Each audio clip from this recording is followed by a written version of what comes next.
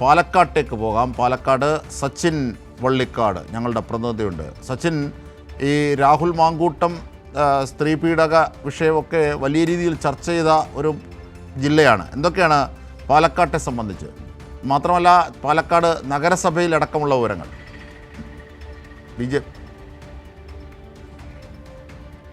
തീർച്ചയായും അജിംഷാദെ, പാലക്കാട് നഗരസഭയിലടക്കം BJPക്ക് നിലവിൽ വലിയ തിരിച്ചടിയാണ് ഉണ്ടായിട്ടുള്ളത്. കാരണം പാലക്കാട് നഗരസഭയിൽ കഴിഞ്ഞ തവണ അടക്കം 28 സീറ്റ് നേടിക്കൊണ്ടാണ് BJP ഭരണത്തിൽ ഉണ്ടായിരുന്നത്. എന്നാൽ ഇത്തവണ BJPക്ക് അത്തരത്തിലൊരു സീറ്റ് നേടാൻ വേണ്ടി സാധിച്ചിട്ടില്ല.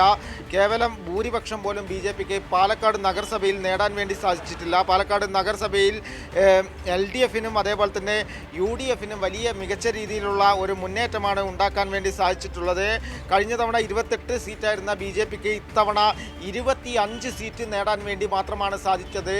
LDFനെ സംബന്ധിച്ചിടത്തോളം കഴിഞ്ഞ തവണ 7 സീറ്റായിരുന്നു പാലക്കാട് നഗരസഭയിൽ ഉണ്ടായിരുന്നത്. അത് 9 സീറ്റായി വർദ്ധിപ്പിക്കാൻ വേണ്ടി സാധിച്ചു. അതേപോലെ തന്നെ 18 സീറ്റാണ് UDF നേടിയിട്ടുള്ളത്. ഒരു സ്വതന്ത്രനും പാലക്കാട് നഗരസഭയിൽ വിജയിച്ചിട്ടുണ്ട്. അതിനാൽ തന്നെ 53 വാർഡുകളുള്ള പാലക്കാട് നഗരസഭയിൽ 25 സീറ്റ് മാത്രമാണ് BJPക്കുള്ളത്. അതിനാൽ തന്നെ പ്രതിപക്ഷത്തിനാണ് കൂടുതൽ സീറ്റുള്ളത്. ഇനി വരും ദിവസങ്ങളിൽ എങ്ങനെയാണ് മുന്നണി തീരുമാനങ്ങൾ തുടങ്ങിയ കാര്യങ്ങളെല്ലാം ഏറെ ചർച്ച ചെയ്യേണ്ടിയിരിക്കുന്നു.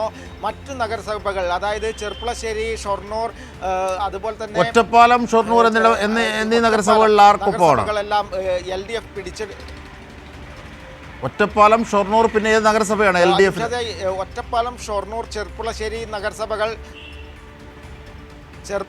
നഗരസഭകൾ LDF ഭരണം നിലനിർത്തി. അതേസമയം പട്ടാമ്പി, ചിറ്റൂർ, മണ്ണാർക്കാട് നഗരസഭകൾ UDF ആണ്. നിലവിൽ 2 നഗരസഭകൾ UDF പിടിച്ചെടുത്തിട്ടുണ്ട്. അതുപോലെ തന്നെ പാലക്കാട് ജില്ലയിലെ ബ്ലോക്ക് പഞ്ചായത്തുകൾ പരിശോധിക്കുകയാണെങ്കിൽ 9 LDFൻ്റെ ആധിപത്യം തന്നെയാണ് പാലക്കാട് ജില്ലയിലെ ബ്ലോക്ക് പഞ്ചായത്തുകളിലുള്ളത്. നേരെ മറിച്ച് പഞ്ചായത്തുകൾ 88 പഞ്ചായത്തിൽ 49 LDF ആണ് വിജയക്കൊടി പാറിച്ചത്. UDF 29. ജില്ലാ പഞ്ചായത്തിലും LDF ഇടതുമുന്നണി നേട്ടം കൈവരിച്ചു.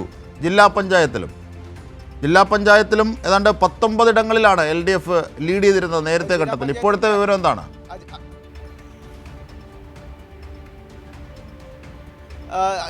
നിലവിൽ 19 ജില്ലാ പഞ്ചായത്ത് ഡിവിഷനുകളിലാണ് LDF ലീഡ് ചെയ്യുന്നത്. 12 ഇടത്ത് UDFുമാണ് ലീഡ് ചെയ്യുന്നത്. എന്നാൽ കഴിഞ്ഞ തവണ 2020 പോലെ വലിയ രീതിയിലുള്ള ഒരു മൃഗീയമായ ഭൂരിപക്ഷം തന്നെയായിരുന്നു ജില്ലാ പഞ്ചായത്തിലെ സീറ്റ് നിലയിൽ LDFന് ഉണ്ടായിരുന്നത്. 27 സീറ്റ് ഉണ്ടായിരുന്നു. ഇത്തവണ അത് 19ലേക്ക് ചുരുങ്ങിയിട്ടുണ്ട്. 12 സീറ്റ് UDF നേടി. വലിയ മുന്നേറ്റം UDF ജില്ലാ പഞ്ചായത്ത് ഡിവിഷനിലും കാണിച്ചിട്ടുണ്ട്. അതുപോലെ തന്നെ പാലക്കാട് ജില്ലയിൽ ആദ്യമായിട്ട് ഗ്രാമപഞ്ചായത്തിൽ BJP അക്കൗണ്ട് തുറന്നു. ഒന്ന് അട്ടപ്പാടിയിലെ പുതൂരും അതേപോലെ തന്നെ മലമ്പുഴയിലെ അകത്തേത്തറ ഗ്രാമപഞ്ചായത്തിലുമാണ് BJP വലിയ രീതിയിലുള്ള ഭൂരിപക്ഷം നേടിയിട്ടുള്ളത്. അജിംഷാദ്, ഈ പാലക്കാട് നഗരസഭയെ സംബന്ധിച്ചുള്ള ഏറ്റവും പുതിയ ചിത്രം എന്താണ്? കാരണം BJPയുടെ പക്കലുണ്ടായിരുന്ന നഗരസഭകളിൽ ഒന്നാണത്, പന്തളം അല്ലാതെ. പാലക്കാട് തീർച്ചയായും BJPക്ക് പാലക്കാടും പന്തളവുമായിരുന്നു കഴിഞ്ഞ തവണ BJP ഭരിച്ച ഏക നഗരസഭകൾ. എന്നാൽ ഇത്തവണ പന്തളം നഷ്ടമായിട്ടുണ്ട്. പാലക്കാട് നഗരസഭയിലും സമാനമായ ഒരു അവസ്ഥ തന്നെയാണ്. കാരണം 25 സീറ്റ് മാത്രമാണ്. കേവല ഭൂരിപക്ഷം പോലും നേടാൻ വേണ്ടി BJPക്ക് സാധിച്ചിട്ടില്ല. വലിയ രീതിയിൽ മുന്നേറ്റം ഉണ്ടാക്കാൻ സാധിക്കും, ഭരണം നിലനിർത്തും എന്നൊക്കെ പറഞ്ഞുകൊണ്ടാണ് BJP പ്രചരണമടക്കം നടത്തിയത്. എന്നാൽ പോലും തമ്മിലടിയും അതേപോലെ തന്നെ വലിയ രീതിയിലുള്ള അഴിമതികളുമൊക്കെ BJPയുടെ സീറ്റുകളുടെ വർധനവിന് തടസ്സമായിട്ടുണ്ട്. 25 സീറ്റ് മാത്രമാണ് BJPക്ക് നേടിയത്. നേരെ മറിച്ച് പ്രതിപക്ഷത്ത് 28 സീറ്റ് പ്രതിപക്ഷത്തുള്ള ആളുകൾക്കുണ്ട്. ഒരു സ്വതന്ത്രനും വിജയിച്ചിട്ടുണ്ട്. അതിനാൽ തന്നെ വലിയ തിരിച്ചടി തന്നെയാണ് പാലക്കാട് നഗരസഭയിൽ BJPക്ക് ഉള്ളത്.